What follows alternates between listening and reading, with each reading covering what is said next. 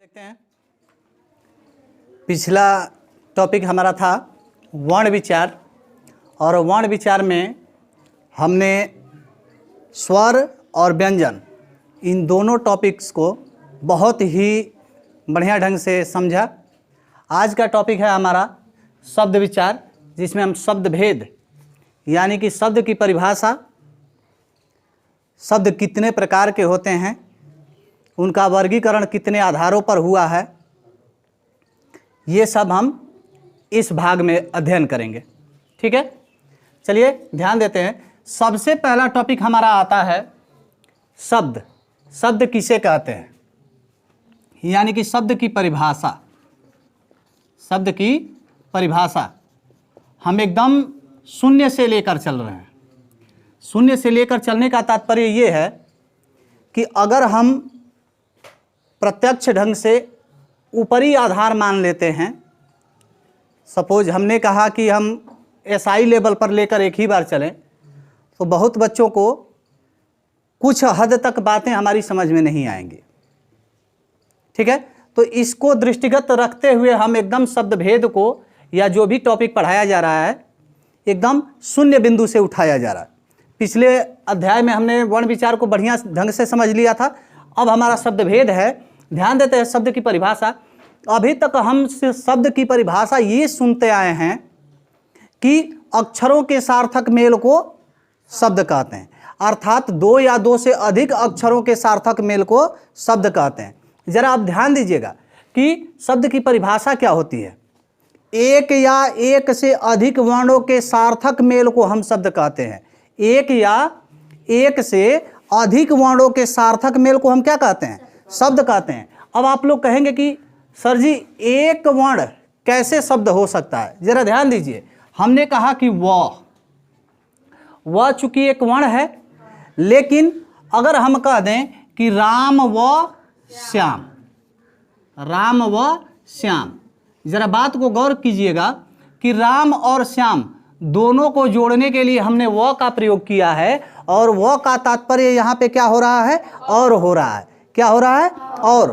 तो जब यह व किसी शब्द के भाव को अपने अंदर निहित किया है, तो यह किस रूप में यहाँ पे कार्यरत है, शब्द के रूप में कार्यरत है। किस रूप में कार्यरत है, शब्द के रूप में कार्यरत है। तो इसी वजह से इसकी परिभाषा बताई गई है कि एक या एक से अधिक वर्णों के सार्थक समूह को जिनका कोई भाव स्पष्ट हो, ध्यान दीजिएगा, जिनका कोई भाव स्पष्ट हो अर्थात मतलब निकलता हो, उन्हें हम क्या कहेंगे, शब्द कहेंगे। क्या कहेंगे, शब्द कहेंगे। जैसे कि हमने कह दिया कलम, जैसे हम कह दें कि घर, नगर, राधा, ये सभी हमारे क्या मिल रहे हैं, वर्णों के समूह मिल रहे हैं। क्या मिल रहे हैं, वर्णों के समूह, और इन सभी का कुछ न कुछ भाव मिल रहा है, कुछ न कुछ अर्थ मिल रहा है। इसी वजह से ये क्या कहलाएंगे, शब्द कहलाएंगे। बात समझ में आ गई। चलिए ठीक है, जब बात समझ में आ गई तो अगला टॉपिक हम देखते हैं। अगला टॉपिक हमारा क्या हो जाता है, शब्द भेद, यानी कि शब्दों का वर्गीकरण। क्या हो रहा है, शब्दों का वर्गीकरण। शब्दों का वर्गीकरण हमने जिस प्रकार से वर्ण विचार में वर्णों का वर्गीकरण पढ़ा था विभिन्न आधारों पर, उसी प्रकार से शब्द विचार में भी हम शब्दों का वर्गीकरण जो है विभिन्न आधारों पर करेंगे। तो ध्यान दीजिए, शब्दों का वर्गीकरण जो है मुख्य रूप से 4 आधारों पर हुआ है। कितने आधारों पर हुआ है, 4 आधारों पर हुआ है। और वो 4 आधार कौन कौन से हो जाते हैं, तो ध्यान दीजिए। पहला आधार हमारा हो जाता है शब्द भेद, यानी कि शब्दों का वर्गीकरण का पहला आधार हो जाता है उत्पत्ति या स्रोत के आधार पर।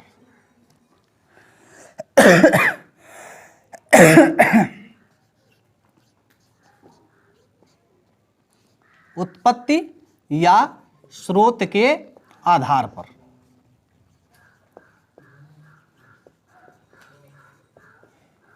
पहला आधार हो जाता है उत्पत्ति या स्रोत के आधार पर।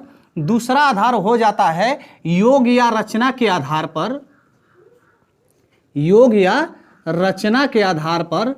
तीसरा आधार हमारा हो जाता है प्रयोग के आधार पर, प्रयोग के आधार पर। तथा चौथा हमारा हो जाता है भाव के आधार पर। किसके आधार पर? भाव के आधार पर। जरा अब इन चारों के बारे में हम समझते हैं। पहला आधार हमारा दिया गया है उत्पत्ति या स्रोत के आधार पर। अब उत्पत्ति का मतलब क्या होता है, स्रोत का मतलब क्या होता है कि शब्द का निर्माण यानी कि इसका जन्म कहाँ से हुआ है, ये शब्द जो हैं कहाँ से उत्पन्न हुए हैं, उसको आधार मानकर हमारा शब्दों को कितने वर्गों में बांटा गया है। तो प्रारंभ में 4 वर्गों में ही वर्गीकृत किया गया था। कितने वर्गों में? 4 वर्गों में। लेकिन अब क्या हुआ है कि उन्हीं 4 वर्गों को हम 5 वर्गों में वर्गीकृत कर दिए हैं। देखिए 5 वर्ग कौन कौन से हो जा रहे हैं, यानी कि हम कह सकते हैं कि उत्पत्ति या स्रोत के आधार पर शब्द के कितने भेद हो जाते हैं, तो 5 भेद हो जाते हैं। पहला हो जाता है तत्सम शब्द। पहला क्या हो जाता है? तत्सम शब्द। दूसरा हमारा हो जाता है तद्भव शब्द। तीसरा हमारा है देशज शब्द।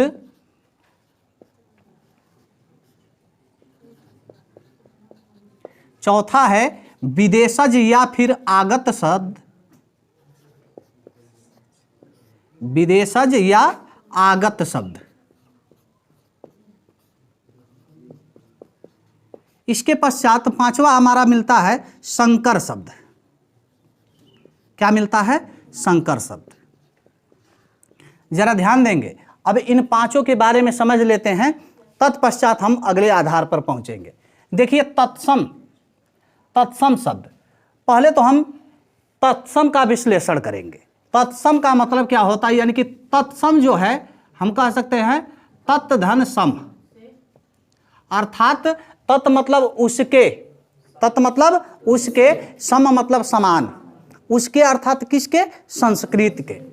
तत्सम शब्द की परिभाषा होती है कि वैसे शब्द जिन्हें संस्कृत भाषा से उठाकर हिंदी भाषा में ज्यों का त्यों रख दिया गया है, अर्थात जिस रूप में वे संस्कृत भाषा में थे उसी रूप में हिंदी भाषा में प्रयोग किए जाते हैं, उन्हें ही क्या कहा जाता है? तत्सम शब्द कहा जाता है। क्या कहा जाता है? तत्सम शब्द कहा जाता है। जैसे कि हम कह दें अग्नि, अग्नि हो गया, हम कह दें कदली हो गया, ठीक है, हम कह दिए चंद्र हो गया, सूर्य हो गया, ठीक है, वायु हो गया, ये सभी हमारे क्या हो जा रहे हैं? तत्सम शब्द हो जा रहे हैं। क्या हो जा रहे हैं? तत्सम शब्द। अर्थात संस्कृत भाषा में भी इनका यही रूप था और हिंदी भाषा में लाने के पश्चात इनका वही रूप रह गया है। ठीक है, अब आगे बढ़ते हैं हम तद्भव शब्द से। जरा ध्यान दीजिए, तद्भव, इसका विश्लेषण करते हैं तो हमको मिलता है तत्धन भव। क्या मिलता है? तत्धन भव। अर्थात क्या? तत् मतलब उससे, अब भव मतलब होने वाला, बनने वाला। अर्थात हिंदी भाषा के वे शब्द जो संस्कृत भाषा के शब्दों के बिगड़े हुए रूप हैं, अर्थात संस्कृत भाषा में इनका रूप क्या था? कुछ और था, लेकिन हमारे समय समय पे भाषा परिवर्तन के कारण इनका रूप हिंदी भाषा में बदल कर प्रयोग किया जाता है। उन्हें ही हम क्या कहते हैं? तद्भव शब्द कहते हैं। क्या कहते हैं? तद्भव शब्द कहते हैं। जैसे ध्यान दीजिए, यहीं पे जो अभी अभी हमने तत्सम शब्द लिखा है, इन्हीं का तद्भव रूप क्या है? ध्यान दीजिए, अग्नि का तद्भव रूप क्या है? आग है। क्या है? आग। कदली का तद्भव रूप केला। चंद्र का तद्भव रूप चांद या फिर चंद्रमा। सूर्य का सूरज। वायु का हवा। अब ध्यान देते हैं, यह था हमारा तत्सम और तद्भव शब्द। तत्सम और तद्भव शब्द उम्मीद है आप लोगों को समझ में आ गया होगा। एक बार फिर से देख लीजिए, वैसे शब्द जो संस्कृत भाषा से उठाकर हिंदी भाषा में ज्यों के त्यों रख दिए गए हैं, उन्हें ही हम क्या कहते हैं? तत्सम शब्द कहते हैं। जैसे कि अग्नि, कदली, मोदक, तंदुल, ठीक है, चंद्र, सूर्य, वायु आदि। ठीक है, अब ध्यान दीजिए, तद्भव शब्द वैसे शब्द जो संस्कृत भाषा से उठाकर रूप बदलकर हिंदी भाषा में प्रयोग किए जाते हैं, उन्हें ही हम क्या कहते हैं? तद्भव शब्द कहते हैं। क्या कहते हैं? तद्भव शब्द कहते हैं। जैसे कि आग, केला, चांद, सूरज, हवा। जैसे कि अभी मैंने एक शब्द बोला था मोदक। मोदक मतलब होता है लड्डू। हम लोग लड्डू शब्द उच्चारित करते हैं, मोदक शब्द नहीं उच्चारित करते हैं। अर्थात तत्सम क्या हुआ? मोदक। और तद्भव शब्द क्या हो गया? लड्डू। जैसे कि हम कह दे तंदुल। तंदुल शब्द का अर्थ होता है चावल। तंदुल क्या हो गया? तत्सम हो गया। और चावल क्या हो गया? तद्भव हो गया। बात समझ में आ गई? चलिए देखते हैं अब देशज शब्द। बच्चों ध्यान दीजिएगा, देशज मतलब क्या हो रहा है? देश में जन्मा हुआ।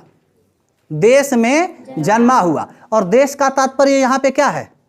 ऐसा नहीं कि हिंदुस्तान या फिर पाकिस्तान या फिर अमेरिका या फिर ब्रिटेन वगैरह वगैरह। जरा ध्यान दीजिए, देश का तात्पर्य यहाँ पे क्षेत्र से है। देश का तात्पर्य किससे है? क्षेत्र से है। यानी कि हम कह सकते हैं कि वैसे शब्द जिनका निर्माण, जिनकी उत्पत्ति अर्थात जिनका जन्म क्षेत्रीय प्रभाव के कारण हुआ है।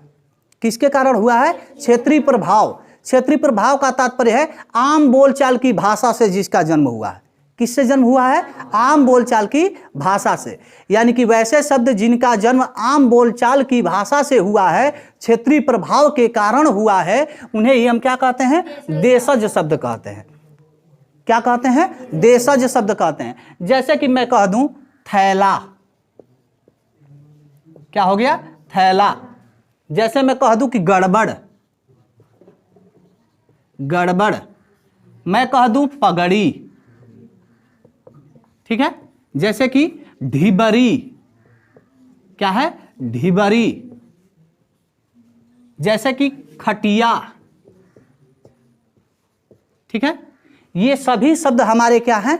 देशज शब्द है। क्या है? देशज शब्द हैं। इन सभी का निर्माण किससे हुआ है? आम बोलचाल से हुआ है, अर्थात क्षेत्रीय प्रभाव के कारण हुआ है। तो अभी बताया गया ना कि जिन शब्दों का निर्माण क्षेत्रीय प्रभाव के कारण होता है उन्हें ही हम क्या कहते हैं? देशज शब्द कहते हैं। अर्थात देश में जन्मा हुआ शब्द कहते हैं, अर्थात अपने क्षेत्र से उत्पन्न हुआ शब्द कहते हैं। बात समझ में आ गई? चलिए ठीक है, अगला देखते हैं विदेशज या फिर आगत शब्द।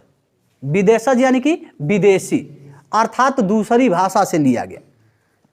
इसकी परिभाषा होती है कि वैसे शब्द जिनका निर्माण, वैसे शब्द जिनकी उत्पत्ति, वैसे शब्द जिनका स्रोत विदेशी भाषा है अर्थात किसी अन्य भाषा से लिया गया है।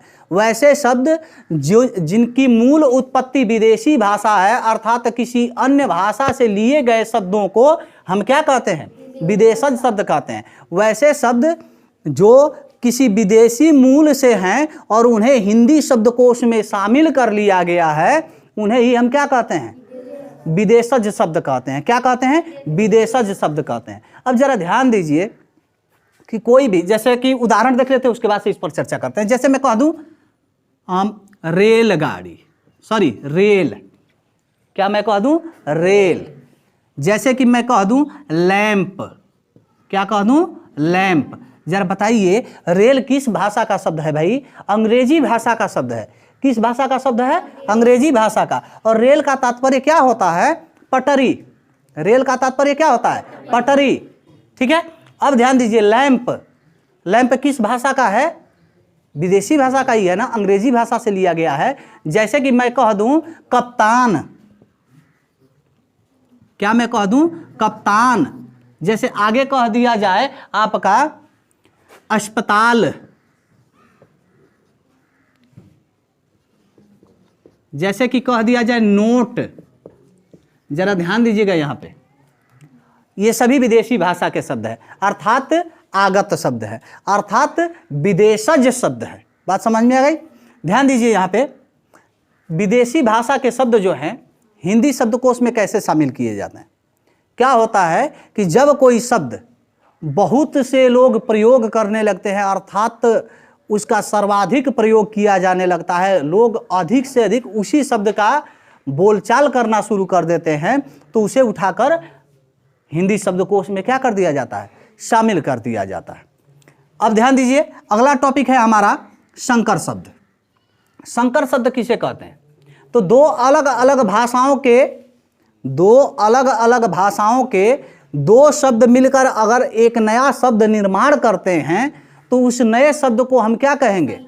संकर शब्द कहेंगे। क्या कहेंगे? संकर शब्द कहेंगे। यानी कि दो अलग अलग भाषाओं के शब्दों के युग्म से बना नया शब्द संकर शब्द कहलाता है। दो अलग अलग भाषाओं के शब्दों के युग्म से बना शब्द क्या कहलाता है? संकर शब्द कहलाता है। जैसे कि देख लीजिए, संकर शब्द में हम उदाहरण दे दें, नोटबंदी। नोटबंदी, ध्यान दीजिए, नोट शब्द। बच्चों यहाँ पे ध्यान दीजिएगा, नोट किस भाषा का शब्द है? अंग्रेजी भाषा का शब्द है। किस भाषा का शब्द है? अंग्रेजी भाषा का। और बंदी किस भाषा का शब्द है? बंदी किस भाषा का शब्द है? तो बंदी जो है फारसी भाषा का शब्द है। किस भाषा का शब्द है? फारसी भाषा का शब्द है। तो दो अलग अलग भाषाओं के शब्द मिलकर एक नया शब्द बनाए, और वो शब्द किस शब्दकोश में शामिल किया गया? हिंदी शब्दकोश में शामिल किया गया। किस शब्दकोश में शामिल किया गया? हिंदी शब्दकोश में शामिल किया गया। और यह शब्द क्या हो गया? संकर शब्द हो गया। क्या हो गया? संकर शब्द हो गया। बात समझ में आ गई? चलिए आगे देखते हैं। जैसे कि मैं कह दूं नाकाबंदी। मैं क्या कह दूं? नाकाबंदी। नाकाबंदी, जरा ध्यान दीजिए, यह शब्द भी आपका किस प्रकार का शब्द है? संकर शब्द है। जैसे कि मैं कह दूं रेलगाड़ी। क्या है? रेलगाड़ी। तो रेलगाड़ी दो अलग अलग भाषाओं के शब्दों के युग्म से बना है ना। रेल अंग्रेजी भाषा का शब्द है, गाड़ी हिंदी भाषा का शब्द है। तो यह क्या हो गया? संकर शब्द हो गया। हमने क्या परिभाषा बताया है कि दो अलग अलग भाषाओं के शब्दों के युग्म से, यानी कि एक किसी और भाषा का शब्द है और एक किसी और भाषा का शब्द है, दोनों निर्मित हो गए, एक शब्द बन गए, तो वह किस भाषा, हिंदी शब्दकोश में शामिल हो जाते हैं, तो उन्हें किस प्रकार का शब्द कहा जाएगा? संकर शब्द कहा जाएगा। क्या कहा जाएगा? संकर शब्द कहा जाएगा। जैसे कि मैं बात कर दूं रफू चक्कर। क्या कह दिया जाए? रफू चक्कर। तो रफू जो है फारसी भाषा का शब्द है और चक्कर जो है हिंदी भाषा का शब्द है, और दोनों एक साथ मिलकर क्या बना रहे हैं? युग्म बना रहे हैं, एक नया शब्द बना रहे हैं, और वह शब्द हिंदी शब्दकोश में शामिल है। और कौन सा शब्द कहलाएगा? संकर शब्द कहलाएगा। कौन सा शब्द कहलाएगा? संकर शब्द कहलाएगा। तो बच्चों यहाँ पे हमारा पहला आधार उत्पत्ति या स्रोत के आधार पर, उत्पत्ति या स्रोत के आधार पर हमारा समाप्त होता है। चलिए हम दूसरा आधार देखते हैं। दूसरा आधार, इसको हम मिटा दें। चलिए ध्यान दीजिए, दूसरा आधार हमारा हो जाता है योग या रचना के आधार पर। योग या रचना के आधार पर बच्चों ध्यान दीजिए, योग या रचना के आधार पर शब्द के तीन भेद हो जाते हैं। कितने भेद हो जाते हैं? तीन भेद हो जाते हैं। और वो तीन भेदों में पहला भेद है रूढ़ शब्द। क्या है? रूढ़ शब्द। पहला आधार पहला भेद है रूढ़ शब्द। दूसरा है हमारा यौगिक शब्द। क्या है? यौगिक शब्द। तीसरा है हमारा योग रूढ़ शब्द। क्या है? योग रूढ़ शब्द। जरा ध्यान देते हैं, अब इन तीनों को समझते हैं। सबसे पहले ध्यान दीजिए कि रूढ़ शब्द किसे कहते हैं। रूढ़ शब्द किसे कहते हैं? तो ध्यान दीजिए कि वैसे शब्द जिनका निर्माण किसी अन्य शब्द से न हुआ हो। वैसा शब्द जिनका निर्माण या जिसका निर्माण किसी अन्य शब्द से न हुआ हो, अर्थात जिस सार्थक शब्द का अगर हम विखंडन करें, खंडन करें, तो कोई भी खंड सार्थक न हो, उन्हें ही हम क्या कहते हैं? रूढ़ शब्द कहते हैं। और जरा ध्यान दीजिए कि रूढ़ शब्द के दो अन्य नाम हैं। इन्हें ही मौलिक शब्द भी कहा जाता है। क्या कहा जाता है? मौलिक शब्द कहा जाता है। और इन्हें ही अयौगिक शब्द भी कहा जाता है। क्या कहा जाता है? अयौगिक शब्द। यानी कि अगर पेपर में हमसे पूछता है कि रूढ़ शब्द, निम्न में से रूढ़ शब्द कौन सा है, तो वो तो हम आसानी से पहचान जाएंगे, क्योंकि रूढ़ शब्द के नाम से अभी मैंने परिभाषा बताया है कि वैसे शब्द जिनका निर्माण किसी अन्य शब्द से न हुआ हो, उन्हें ही हम क्या कहते हैं? रूढ़ शब्द कहते हैं। जैसे कि मैं बात कर दूं चावल। जैसे कि बात कर ली जाए घर, दिन,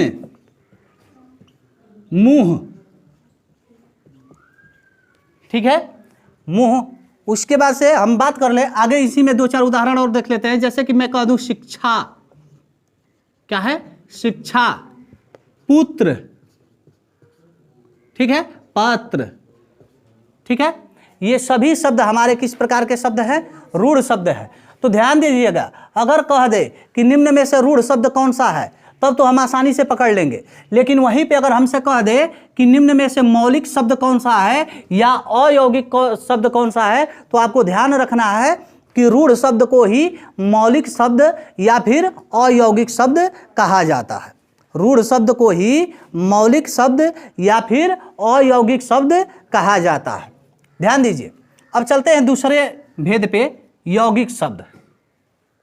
यौगिक शब्द किसे कहते हैं? तो वैसे शब्द जिनका निर्माण दो सार्थक शब्दों से हुआ है। वैसे शब्द जिनका निर्माण दो सार्थक शब्दों से हुआ है, उन्हें ही हम क्या कहते हैं? यौगिक शब्द कहते हैं। क्या कहते हैं? यौगिक शब्द कहते हैं। जैसे कि हम चर्चा कर लेते हैं, उदाहरण तौर पे हम देख लेते हैं पाठशाला। जैसे कि बात हम कर लें रसोई घर, ठीक है। जैसे कि इसी में चर्चा कर लेते हैं आगे, हम कह दें विद्यालय, ठीक है। देख लेते हैं एक दो उदाहरण और। जैसे कि मैं कह दूं विज्ञान, ठीक है। ध्यान दीजिए, इन सभी शब्दों का निर्माण दो सार्थक शब्दों के योग से हुआ।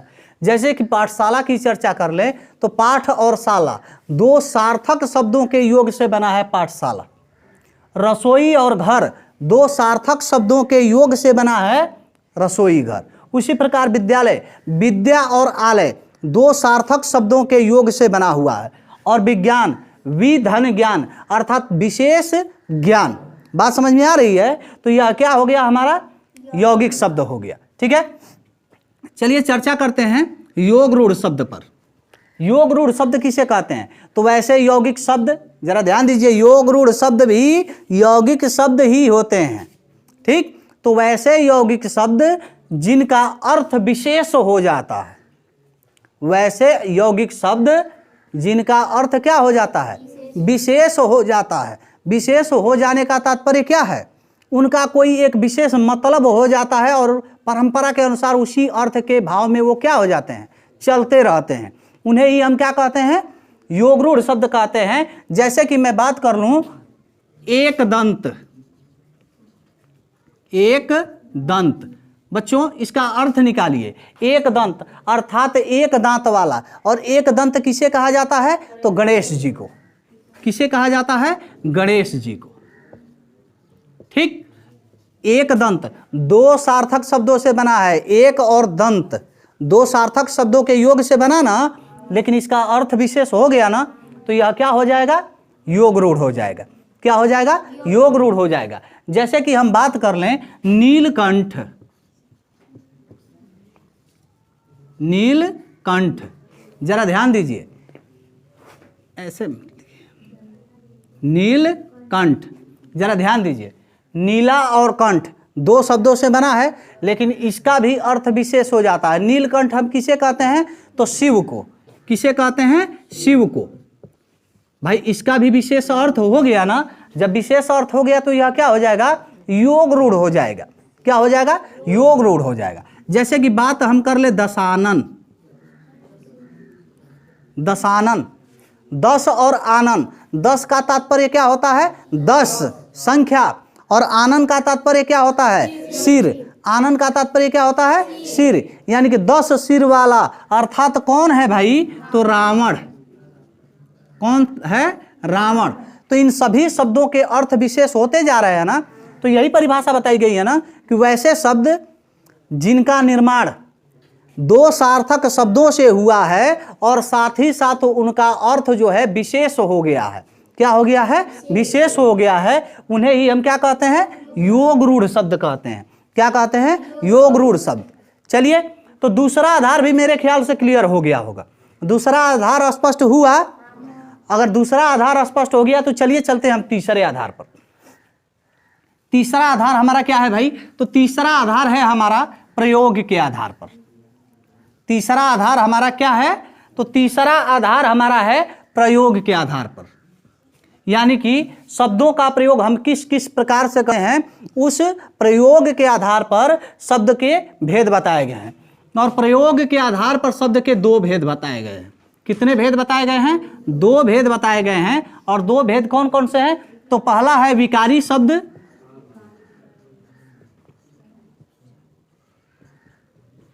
और दूसरा है अविकारी, यानी कि अव्यय। इन्हें अव्यय भी कहा जाता है। प्रयोग के आधार पर शब्द के दो भेद हो जाते हैं, विकारी और अविकारी। अब ध्यान दीजिए, विकारी शब्द किसे कहते हैं, तो वैसे शब्द जिनमें लिंग, वचन और विभक्ति यानी कि कारक आदि के कारण क्या हो जाता है, विकार उत्पन्न हो जाता है। विकार अर्थात बदलाव आ जाता है, परिवर्तन हो जाता है, उन्हें ही हम क्या कहते हैं, विकारी शब्द कहते हैं। क्या कहते हैं, विकारी शब्द कहते हैं। अब ध्यान दीजिए, हिंदी व्याकरण में विकारी शब्द के कितने भेद है, चार भेद है। कितने भेद है, चार भेद। और कौन कौन से हैं, तो पहला है संज्ञा, दूसरा सर्वनाम, तीसरा विशेषण, और चौथा हमारा हो जाता है क्रिया। अब चलिए ध्यान देते हैं, जिस प्रकार से वैसे शब्द जिनमें लिंग, वचन, विभक्ति आदि के कारण परिवर्तन हो जाता है, विकार हो जाता है, बदलाव आ जाता है, उन्हें हम विकारी शब्द कहते हैं। अब ध्यान दीजिए कि वैसे शब्द जिनमें लिंग, वचन, विभक्ति आदि के कारण कोई परिवर्तन नहीं होता है, कोई बदलाव नहीं होता है, उन्हें हम क्या कहते हैं, अविकारी शब्द कहते हैं। क्या कहते हैं, अविकारी शब्द। और ध्यान दीजिए कि हिंदी व्याकरण में अविकारी शब्दों की भी संख्या कितनी है, चार है। कौन कौन से हैं, तो पहला है आपका क्रिया विशेषण। क्या है, क्रिया विशेषण। उसके पश्चात आपका आ जाता है संबंध बोधक।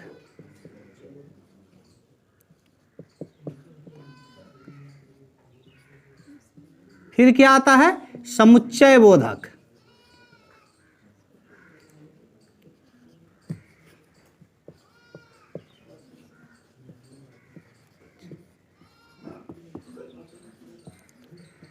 तत्पश्चात क्या आ जाता है, विस्मय सूचक।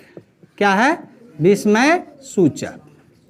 अब ये आपके चार प्रकार के क्या हो जाते हैं, अविकारी शब्द हो जाते हैं। और ध्यान दीजिए कि विकारी और अविकारी शब्दों पर विशेष कर चर्चा हम लोग करेंगे अगले भाग में। ठीक है, अब ध्यान देते हैं, अगला भाग समझ लेते हैं, अगला आधार समझ लेते हैं शब्द भेद का, और वह क्या है, भाव के आधार पर। क्या है, भाव के आधार पर। भाव का आधार का तात्पर्य क्या है, अर्थ के आधार पर। किसके आधार पर, तो अर्थ के आधार पर। ध्यान दीजिए, अर्थ के आधार पर शब्द के कितने भेद हो जाते हैं, तो अर्थ के आधार पर शब्द के चार भेद हो जाते हैं। कितने भेद हो जाते हैं, चार। पहला है आपका एकार्थी शब्द।